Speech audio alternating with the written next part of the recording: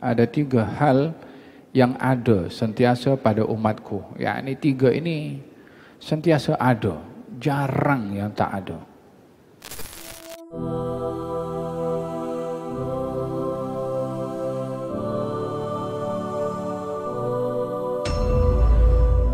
Baginda Rasulullah bersabda, "Thalathun lazimatun li ummati." Ada 3 hal yang ada sentiasa pada umatku. Yakni 3 ini sentiasa ada, jarang yang tak ada. Apa itu? Su'udzan, wal hasad, wat tiyarah. Buruk sangka, hasad dengki, dan punya rasa perasaan sial. Katanya, fa idza dhananta fala tuhaqqiq. Kalau kamu ada buruk sangka, kamu jangan percaya dengan prasangka buruk kamu. Untuk tidak menghukum orang dengan persepsi, dengan buruk sangka. Untuk tidak melempar tuduhan pada orang hanya sekedar dengan prasangka. Makanya kalau kamu punya buruk sangka, fala tuhaqqiq. Kamu jangan percaya.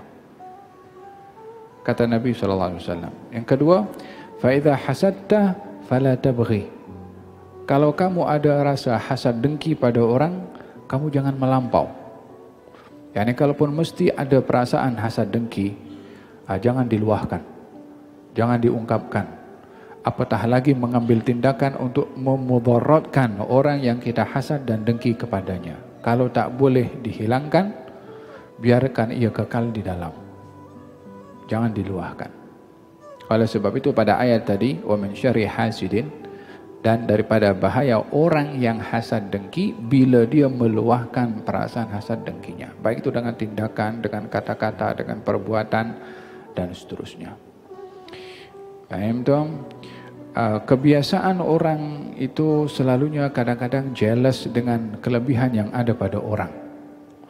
Bila ada orang kelebihan pada harta, maka kadang-kadang kita pun tak senang hati. Atau orang itu di offer pekerjaan yang lebih tinggi, jawatan yang lebih tinggi, kita pun tak suka dengan orang itu di offer.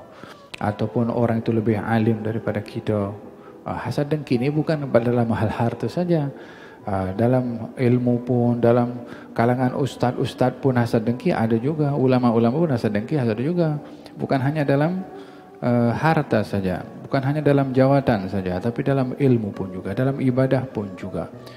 Kadang-kadang tengok orang lain lebih rajin dari ibadahnya, dia pun tak senang hati juga. Melihat orang tu selalu datang awal pergi ke masjid dalam saf yang pertama, dia pun jealous juga. So itu bahagian daripada hasad dengki yang kadang-kadang sukar untuk dielakkan. Katanya, fa idza hasadta fala tabghi. Kalau kamu ada rasa hasad dengki pada orang, yakni tak senang hati dengan kelebihan yang ada pada orang, jangan melampau. Jangan luahkan, jangan ceritakan, jangan ambil tindakan untuk memuaskan diri sendiri dengan perasaan tadi. Kemudian, fa idza tatayyarta famdhi. Kalau kamu ada perasaan sial, maka langgar, lawan. Kadang-kadang orang kan dia takut kepada sesuatu.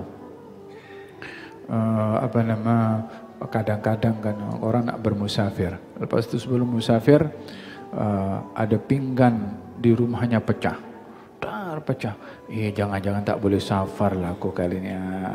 Ini namanya at-tiyarah, yakni menyimpan rasa sial dengan sesuatu yang berlaku. Dahulu orang Arab itu kalau ingin bermusafir, dia lepaskan burung merpati dulu. Kalau dia pergi ke kanan, maknanya elok lah tu. Kalau dia pergi ke kiri, ini tak elok lah ini. So meletakkan apa yang berlaku di hadapan itu kepada hal-hal yang merpati ke, pinggan pecah ke, tayar pecah ke, dan seterusnya. Falhasil sesuatu yang berlaku di hadapan itu tidak boleh dikaitkan dengan apa yang berlaku di hadapan kita. Bila apa-apa berlaku di hadapan, qadarallahu ma syaa fa'ala. Apa yang Allah tentukan itu akan berlaku juga. Faham tu? Ini bahagian daripada sifat hasad dengki dan cara menanggulanginya, ya, cara menghadapinya. Dan bahagian daripada cara menghadapi hasad dengki ini, doakan kepada orang yang yang kita hasad dengki kepadanya. Doakan dia. Kalau dia orang yang berharta, ya Allah tambahkan hartanya pada dia. Kalau orang dia berjawatan, ya Allah berikan keberkatan pada jawatannya. Macam tu. Supaya tak ada rasa hasad dengki kepada sesiapapun juga. Mungkin tak ikhlas doa itu, tak apa. Tapi lawan diri sendiri supaya kita tidak ada dalam hati perasaan hasad dengki yang membisik untuk kita melakukan kemudaratan kepada orang yang hasad dengki kepadanya. Faham tu? Dan ini adalah bahagian daripada penyakit yang amat berbahaya. Al-Imam Abdullah bin Abdul Haddad ada menyebutkan 3 penyakit yang berbahaya dalam hati. Di antaranya adalah hasad, dan ini adalah punca terusirnya iblis daripada syurga adalah hasad. Punca daripada masyakil yang berlaku di alam ini adalah puncanya daripada syaitan atau iblis yang mengganggu manusia. Apa sebabnya? Pasal hasad dengkinya iblis dulu kepada Nabi Adam alaihissalam. Faham tu? Tengok malapetaka yang berlaku kepada alam ini disebabkan oleh iblis. Sebabnya adalah hasad dengki pada Nabi Adam. Faham tom? Hadza berkenaan dengan hasad dengki yang amat berbahaya. Naam. Wa bahaya daripada hasad dengki bagi seseorang adalah innal hasada ya'kulul hasanat kama ta'kulun naru al-hatab. Kalau orang yang punya sifat hasad dengki itu akan menghakis kebaikan ibadah yang dia lakukan umpama api yang memakan kayu bakar, yakni memakan dirinya sendiri. Orang yang hasad dengki itu tak merubah apa yang akan berlaku kepada orang yang dia hasad dengki kepadanya.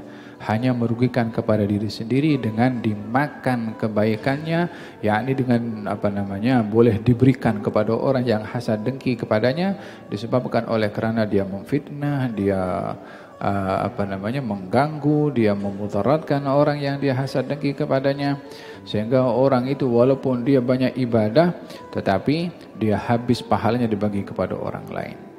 Faham tu? Hadis yang cukup masyhur mengenai hadis atadruna minal muflis. Siapa orang yang muflis itu kan, orang yang bankrupt di akhirat ni, orang datang dengan pahala solat, puasa, zakat, rukunnya dilakukan, solatnya dilakukan. Cuma kalau solatnya betul, dia tak akan mungkin punya perasaan hasad dengki kepada orang lain dan tidak dapat untuk nak menanggulanginya atau menghentikannya.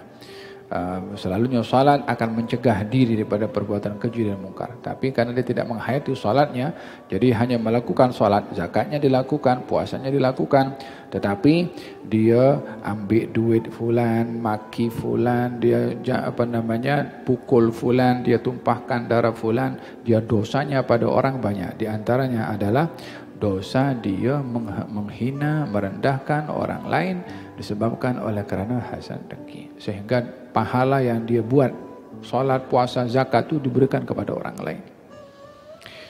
Sehingga dia pun tak dapat apa-apa pahala. Musibahnya adalah kalau dia masih belum selesai bagikan pahalanya kepada orang lain, dosa orang itu dibagi kepada dia.